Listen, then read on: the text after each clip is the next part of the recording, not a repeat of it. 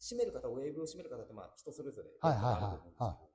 親指をこう締めて、こう、ちょっと下に。あ、いいね。そうそう、おっしゃる通り。これでね、下に下げると持っていかれるんだよね。はいはい。でもそう、今ここにかかってるじゃん。あ、そうです。うん、ここかかってるじゃん。これもらうんですよ。めっちゃ細かく言うと、ちょっと親指だけで押さえてて。これね、これ以外にもね、応用効くんだけど、今、親指を押さえられて、親指全体に反応してるでしょ。今ここ白くなってるじゃん。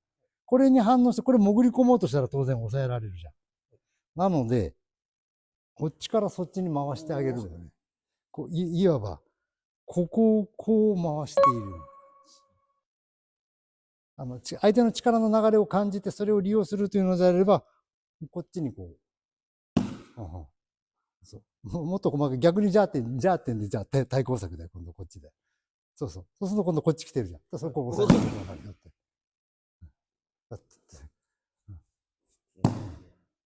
だから、まあ、この間からやってる今、稽古中の、相手の骨と自分の骨を合わせられればあんまり関係なくなるというか。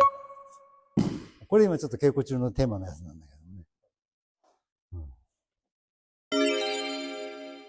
今を去ること20年前ですね。どっかで。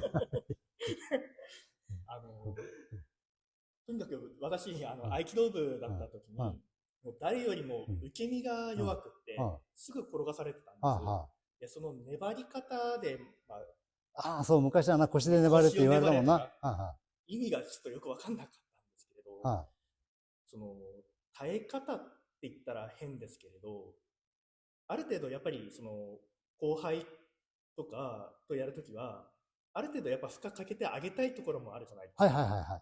だけど、すぐ転がされてたら、もう相手もスカスカで、ダメだなって思ってて、その耐え方、いい意味での耐え方ってありますか？そうそう、これね、昔はね、ともかく先生からは、技はさせて、で、ちょっと見やすい、こっちね、見やすいように。ギリギリのところで、自分は粘れて、自分の強いところで粘るなって。自分の一番弱いところで粘れって言われてたんですよ。で、実は俺単に言うと、ここで実は受けてます。これ、肩で受けたら、軽くなったろ？今、これはもっと分かりやすい。今、肘で受けたら全然軽いやん。なんでちょっと上の肩で受けると、さっきから重いけど、でももう楽勝じゃん。なので、今度はこれを腰で、今、ここで受けてる。で、もう今答え言ったから、だからここ狙って。今度、ここが浮くやろ。ここ狙って。今なので今度また別のところで、今また別の場所で受けてます。そこにそう。そしたらまたそれを別のところで受けて。今ちょっと答え見せたけど。よいしょ。っ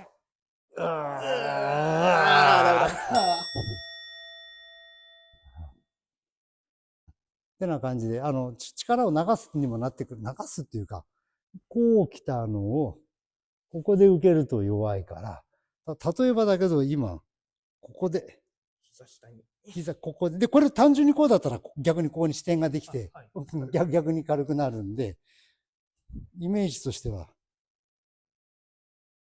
前に回転させてます。こう回転させてる。それは、覆しに行かないと。ごめん、ちょっと肩痛んでこれ脱げちゃった。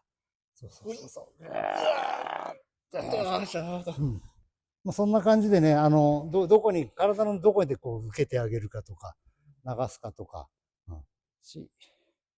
まあ、意地悪はこれだけどね。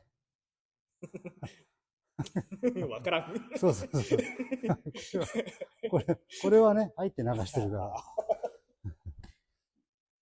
これはちょっと意地悪だけどね。あんま鍛錬にはならんけんよくはない。本当に皮膚の接触とか呼吸とか体の構造とか、もう本当に学ぶことが、ただこんだけのことだけどいろんなことが学べますよ、と。もう一つ、ここに循環、つながりができている。私と川端さんがここでつながってエネルギーがここで二人の間にも回ってるみたいなのも面白いかなと。これは自分のエネルギーをぶつけてるだけ。彼にぶつけに行って、彼が拒否したんで、こう。もし彼が、ぶつけに来て、それをスッと受け取ると、これにはなるけれど。ここでお互いがお互いの力のエネルギーのぶつけ合いやると、軽い方とか、弱い方が当然こうなるんで、ここで流れ出す。今、これを縦に流すとこうだし、横に流すとこうだけど、ここでお互いのこういうエネルギーが流れ出すのを感じるのもいいかな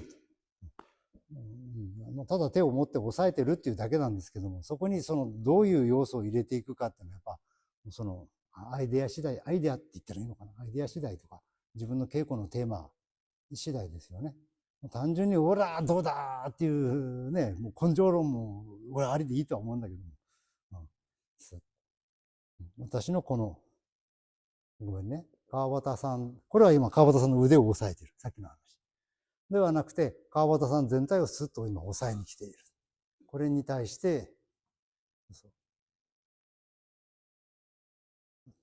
今体が拒否してるじゃないですか。ここも拒否して、体も拒否しているので、例えばですけど、俺のこれを受け入れてみて、そうそう受け入れてくれたら今度逆に俺が浮いちゃうよとかね。なんか、怪しい世界が、広がっているというか。反射的に、やっぱ今もそうです。拒否してしまう。そう、やっぱりね、防御反応が働くからですね。られそうになって。はいはいはい。だからそれをね、コントロールするのも、やっぱ稽古の願目の一つですよね。ちょっと取り留めもないところですけど、とりあえず、以上で、また、細かいこと。はい、本編の方を見ていただきましたけれども、受けてみていかがでしたか？そういうのいろんなやり方があるなっていうのと、その抑え方とかも結構人それぞれといいますか、っていうのがあるので、対処法って言ったらちょっと言葉があれかもしれないんですけど、それにいろんな抑え方に対して、いろんなやり方、いろんな稽古方法っていうのがあるんだなと思いました。先生、これは大きい人とかってニッチもサッチもいかないみたいなのが、よくあると思うんですけども、そこでもう諦めてしまうんではなくて、なんかいろいろ工夫してみるっていうところからスタートした方がいいんですか？大事ですよね。ただちょっと言い方軽いかも、いわゆるトレーニング方法ですから、よくバーベルに例えるんですけど、5キロしか持てない人にいきなり30キロさ、持てよ、これ持てんのかっていう方が無理じゃないですか。受け身の方もいわゆる負荷を与えてる。この人今5キロ持ち上げれる力があるんだったら7キロとかですね、いきなりこれぐらいも持てんのかってガーッとかかっていくのはちょっとトレーニング方法としてはナンセンスですよね。今日初めてウェイトトレーニング来ましたって人に100キロ渡してこれも持てんのかっていうのはどう考えてもアホな話なんで、やっぱ初心者の方とか女性の方にいきなりね、何十年もやってる人がガッと押さえつけてほら上がらんのかとかいうのもおかしいし、言い訳ですけどね、長年やっててもですね、ゴリラがかかってきて抑えられりゃ上げられないですからね、やっぱり。物理的な限界はやっぱり当然どこかにあるっていうことですよね。あくまでその2人で何かをトレーニングしているっていう、稽古してるんだっていう、正確に言うと。そういう意味ではもう普段の稽古と一緒で、鳥も受け身も両方鍛錬しているっていう考えだと個人的には思ってるんですけども、はい。すみません、毎度取り留めのない話になってしまいました。そうですね。そして多分もっと言い出すとありますね。はい。ということで、また折を見てやってみたいと思いますので、皆さんもいろいろと稽古の中でしていただいて、質問などあれば、またコメント欄で、教えていただければと思います。それでは今回はこれで終わりたいと思います。よろしければいいねボタン、それからチャンネル登録もぜひよろしくお願いします。ではまた次回の動画でありがとうございました。